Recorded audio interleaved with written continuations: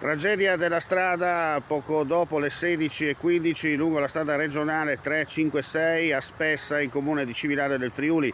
Per causa in corso di accertamento da parte dei carabinieri del radiomobile di Cividale del Friuli, sul posto per i rilievi di legge, una moto condotta da un cittadino cinese è andata a collidere frontalmente contro un'auto, a bordo una ragazza di 20 anni residente a Pulfero.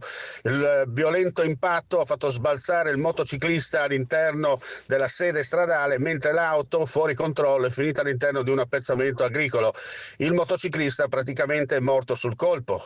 Celermente sono stati allertati i soccorsi, i vigili del fuoco con 2 squadre giunte da Udine e Cividale, l'ambulanza partita dal punto di primo soccorso dell'ospedale di Cividale del Friuli e l'elisoccorso, ma purtroppo per il cittadino cinese non c'era nulla da fare. La strada è rimasta chiusa al traffico in entrambi i sensi di marcia fino alla conclusione delle operazioni di rimozione e messa in sicurezza.